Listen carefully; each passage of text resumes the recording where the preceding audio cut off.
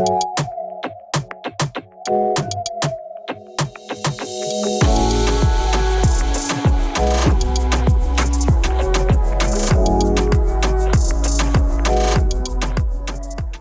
did you know that you were at that point that you could take somebody on and that you had sort of reached capacity? Yeah, so for me, it was doing all the things that I had sworn I would never do. So working to deadline, waiting for clients to ask for something before giving it to them. Those things were starting to creep in, and that was a way of working that I never wanted. And I didn't want the clients to have that experience from me. The key thing for me was I've promised these clients a particular service in a particular way, and I need to deliver that. And if that means I need somebody to help me, then so be it, because I don't ever want the service to suffer. Yeah, definitely. I mean, there's this thing that comes to mind called I think it's like called the productivity matrix. I don't know if you've ever seen it. And it's kind of like what you were doing before you had a staff member was like doing everything that's urgent and important. I think it's like one axis is urgent and one thing is urgent, not urgent, important, not important. And you find yourself like where you want to be is in the kind of non-urgent important bit, because that's the bit that you can like deep focus and it has the most value. But often we find ourselves in the sort of not important but urgent matrix. And yeah, that makes sense. Those are the things that we kind of want to delegate out so that we can make sure we're kind of providing the most value to our clients and to our business. So that's the thing that comes to mind. And I definitely think maybe that would be a value to help people like analyze. So what you do, I think what you're supposed to do is like list down all the tasks that you do and put them in the 4 boxes and then figure out basically how to get rid of the ones that are like urgent but not unimportant. Yeah, interesting. That's really interesting. So how do you sort of go about figuring out where you're at and where your business is at? Big picture, like do you have a way of evaluating it? Like is the business plan in a constant state of flux, or like what's the process there? Yeah, so the main thing for me now that I've kind of taken a bit of advice and I'm trying to view things in a different way is every time I'm making a decision is how does this fit? And is it the right fit, and does it lead us in the right direction? So even if that's in terms of, you know, who comes to work for me, do I use outsourcing, do I use subcontractors? All of those decisions need to be focused in the same direction. And I think earlier on in the business, I wasn't necessarily doing that. I was just very reactively deciding things quickly. And now I'm trying to take a bit more of a step back and make sure that everything is focused in the same direction. For sure. And I think like one of the most powerful things you can do for your business is to say no, because it doesn't fit. And by nature, I think because we are client facing, because we are people serving, like we want to please everyone, but sometimes that's to our own detriment. And also like another thing that kind of goes along with that, I think, is that when you're starting a business or starting a practice, there's, at least in my experience, there's a lot of what I would call low-hanging fruit. Like there's a lot of work that you can just simply take on because it pays the bills, but long term, like maybe it doesn't pay off in terms of like the hourly rate, but because you have to start somewhere, you pick it all out and then you end up with this kind of massive client list that's just really time consuming and really stressful. And then it's like kind of about a process about like unpicking that and like refining your client base. And I just wonder if you start off as you have kind of like with a certain direction, you'll say no to certain things and certain clients, and long term that will kind of help you out more.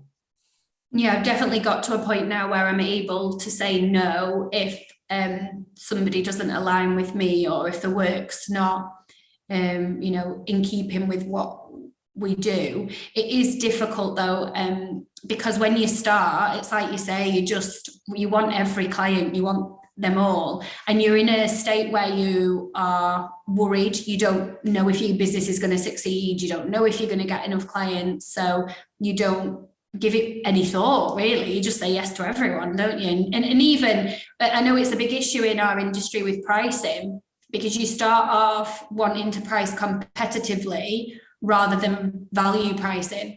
And that's another big learning curve for me, sorry, is knowing the worth of my work and my time, and making sure that if somebody doesn't appreciate that it's okay to let them walk away. So I don't discount now. If somebody says no to the price, that's fine. They can go and they'll always be able to go and find somebody cheaper. That's the reality. But will they get the same quality? Will they get the same knowledge? Will they get the same attention? No, they won't. So if their priority in choosing an accountant is purely price, I'm probably not the one for them. Yeah, no, definitely. And I think it kind of like goes into that thing about what people want. And I think there's I don't know where I saw this, but it was like price, speed, and quality. And you can sort of only have two of those things at any one time. You can't have all three. Do you know what I mean? So if you want it, yeah, it's really interesting. If you want it like cheap and quickly, it'll probably be bad quality. If you want it, I don't know, like that was just an example, but like any one of those things you pick, two of those things you pick, the other one will suffer. So, yeah. But yeah, no, I think what you've said is amazing and like definitely like really, really helpful. And it is important to kind of, it was just really good. It's really good. What you said, like, I mean, what are the things that stress you out? Like, what are the things that kind of like cause you to start feeling those symptoms within work, or is it perhaps it's like outside of work as well? Yeah, so one of the biggest things for me is if I try and look at my entire workload, it blows my mind. And I've used the analogy so many times because I love it and it's so perfect, is the analogy of how do you eat an elephant? One bite at a time. So that's literally it for me. If I sit down and if I made a list of every single thing that I had to do, and as you say, it keeps coming. So that is an infinite list. There's never going to be a straight line. There's going to be more tasks being added every day of the week. If I look at that, I think, how is that possible to get all that done? It's not going to happen. So what I've had to be really conscious of is breaking it down into smaller sets. What are my immediate tasks this week? What are my deadlines? Who needs information from me? And just work on those tasks and not worry about any of the rest of it. It will get done. The work always gets done somehow. So yeah, so you just have to accept that you can't look at the big picture. You just have to work on the here and now. And that's been a big one for me because that feeling of being overwhelmed is a horrible one. For a person who's a control freak, it's a lack of control feeling. So you really have to learn to kind of manage that and control the way that you look at your workload. Yeah, definitely. I mean, something that I've started doing is like I've got post-it notes everywhere, but one of the post-it notes is like really 3 easy things that I'm going to get done in the day. And like I know it sounds silly because they're really easy and perhaps they don't have like a massive impact overall, but like they help me feel like I've actually achieved something in the day. Because sometimes like you'll do like 20 different things and you've actually done loads, but you don't feel like you've done it, and so you kind of you sort of close the day out feeling a bit like rubbish about yourself. Yeah, I think that's an excellent point. I think it's really important to celebrate even the tiniest success in a day. So even if all you succeed in doing is ringing HMRC and being on the phone to them for an hour, that's still a success. So yeah, you're absolutely right. It can be really easy to fall into the trap of thinking about the things you haven't finished. Yeah, definitely. I wanted to also kind of ask, I mean, I think we've covered it a little bit again, but if there's anything that you would kind of add to it, is that we sort of don't always notice when we are falling into these negative patterns of like stressing out, feeling overwhelmed. Is there anything that you would suggest to do in terms of like keeping that at bay, just in general? Yeah, one of the things that I find really useful is to think backwards and think, if somebody had asked me 12 months ago, is this where you want to be? Like Lydia now, all the things she's achieved, everything that's happening with the business. If a year ago someone had said you can have that guaranteed in a year's time, I would have bitten their hand off. And it's easy to be in a mindset of, oh, but I want more and I want another thing, and this needs to be better, and this isn't getting done efficiently enough, and this isn't working well. But actually forget you've achieved so much. And so that really helps me to think about year ago, Lydia. I'm always thinking, would year ago Lydia be happy with what I'm doing now? Yeah, she'd be over the moon. Okay, brilliant. So something's working then, and stop giving yourself such a hard time. So it's kind of about trying to keep those achievements or that progress front of mind, so that the kind of the negative thoughts don't take over, I guess. Yeah. Yeah, definitely. It's just so easy to focus on the negatives, isn't it? And I think, depending on your nature, we can be quite self-critical, and other people would give such positive feedback and be so impressed. I get people saying to me all the time, I can't believe what you've achieved. How do you do it? How do you juggle the family? And in my head, I don't think, oh yeah, wonderful. I think, oh yeah, but I'm not doing this, and actually, I'm behind on doing these checks or whatever it may be. So I think, yeah, definitely focusing on the positives is key. And even if you have to get somebody else to tell you what all your positives are, then make sure that you do that, and make sure you be proud of yourself. I mean, and I think there'll be some people who feel like those feelings and those issues might kind of stop them from even taking that leap into starting practice or going into starting their own business. What would you say to them if they were feeling that way? I think what people should think is that everybody's in the same boat. Even the people you see on LinkedIn, people you see on YouTube who look like they've got it all together, they know exactly what they're doing, they have no anxiety, they don't worry about anything. That is so not the case. Every single person out there has these stresses and worries, and every single one of them has questioned whether doing their business was the right thing probably a million times.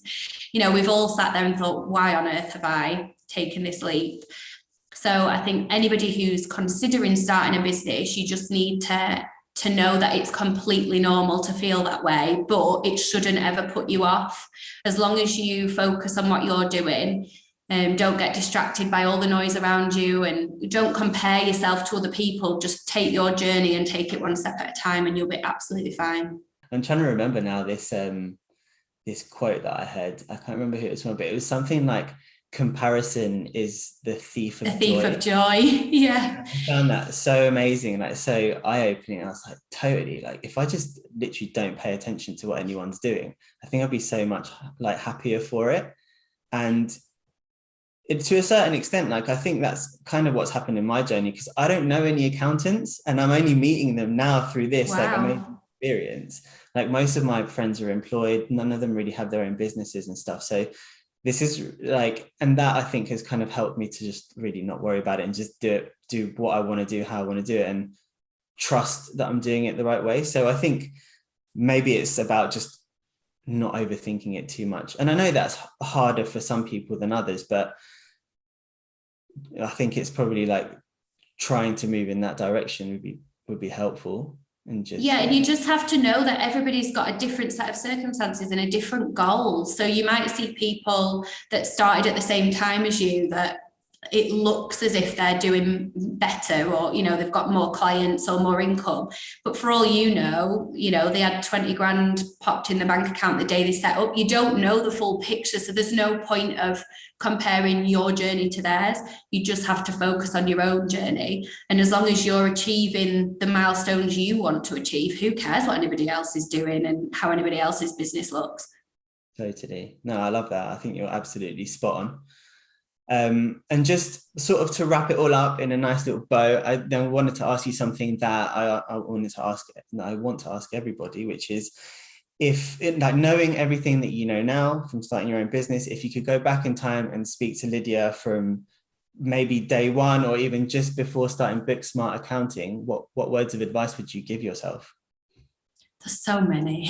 I feel like I've learned so many lessons just in this last 12 months alone.